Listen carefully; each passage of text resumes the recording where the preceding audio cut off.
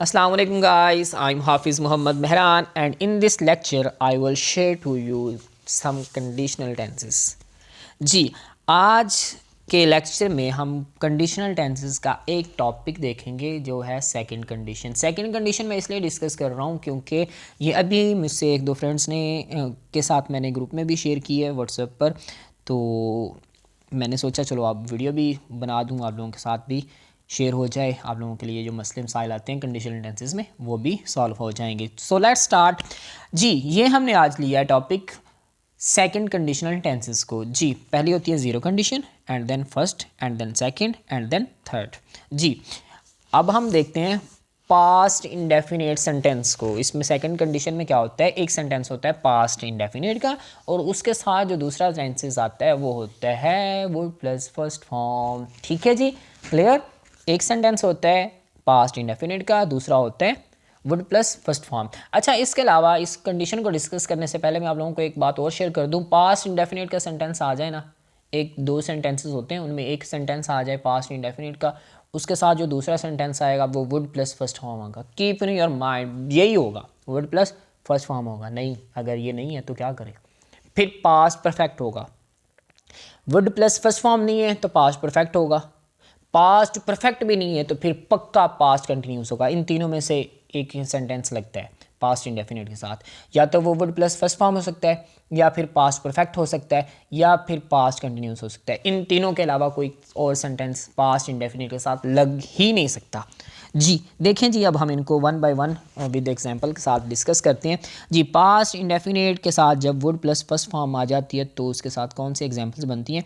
देखें जी, if I was the king of Pakistan I would give everyone $1000।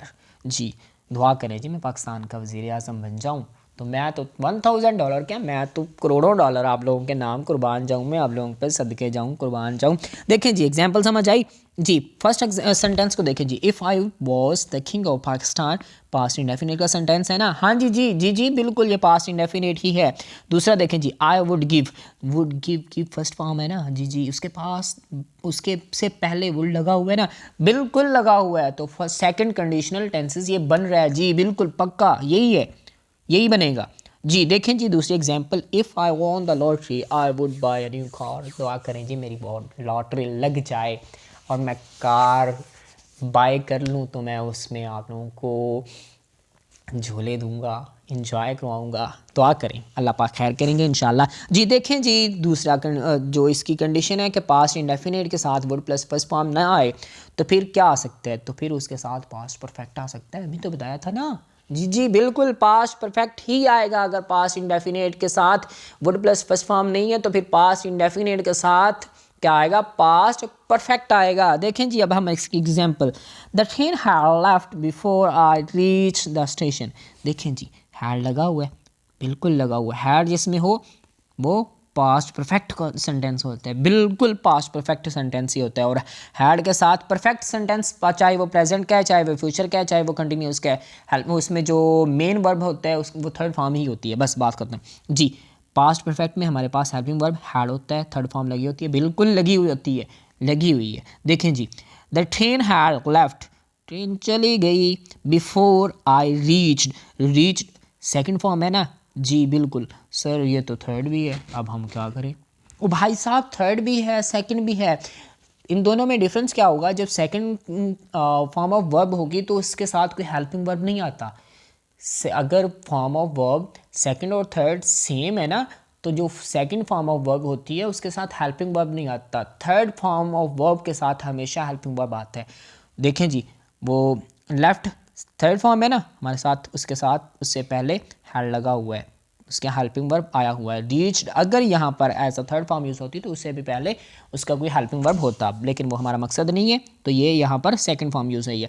I reach the station, मेरे जाने से पहले, मेरे पहुँचने से पहले ट्रेन जा चुकी थी, अब मैं क्या करूँ।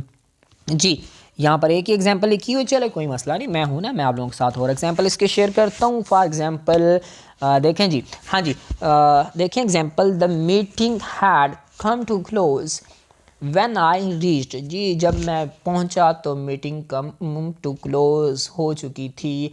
The meeting had come to close, देखें जी कम फर्स्ट फॉर्म भी है और थर्ड फॉर्म भी है, सेकंड वाली केम होती है।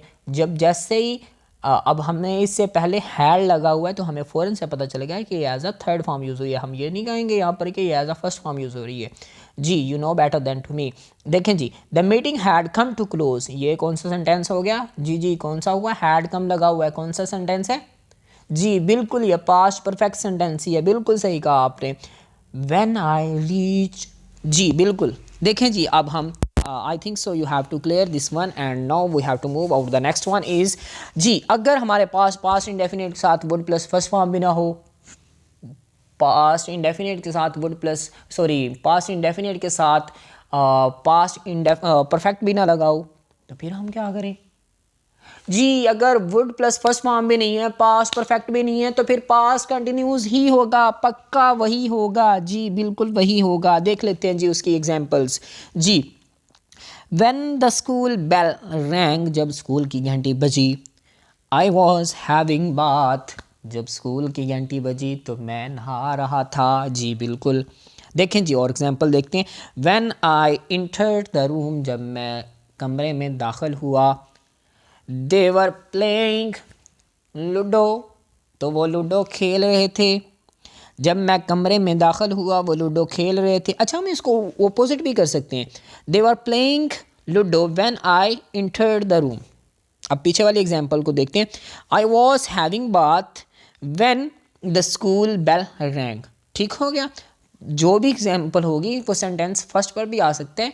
कंडीशनल टेंसेस में ये होता है कि फर्स्ट पोर्शन में जो सेंटेंस है वो दूसरी साइड पर भी जा सकता है, दूसरी वाला फर्स्ट पर भी आ सकता था। ये जी वो रूल है जो पास्ट इंडेफिनिट के साथ सेंटेंसेस और ऐड होते हैं। I think so you have to clear. If you have any difficulty, अगर कोई भी मसला हो you can ask me, I am available to all of you every time जी। During the video I am talking to you about my WhatsApp group. So I have created a WhatsApp group for my friends, those who wanna prepare themselves for PPSC exams. So you can also wanna do PPSC exam, you can contact with me. मैं अपना number share कर दूंगा, आप मेरे group में add हो जाएं। उसमें आप लोगों को एवरीडे नोट्स मिलेंगे, आपको फिर उन नोट्स को समझाया जाएगा, फिर एवरी वीकेंड आपसे टेस्ट भी लिया जाएगा इंशाल्लाह। It will be also helpful to all of you. So इसी के साथ मुझे दीजिएगा इजाज़त। आज साल का लास्ट डे है। अगर आप लोगों को मेरा चैनल अच्छा लग रहा हो या मैं अच्छा लग रहा हूँ तो एक लाइन, वो लाइन छोड़ ना देना, एक जुमला मेरे लिए या मेरे यूट्यूब चैनल के लिए। मिलते हैं इंशाल्लाह अगले साल। अल्लाह हाफिज़।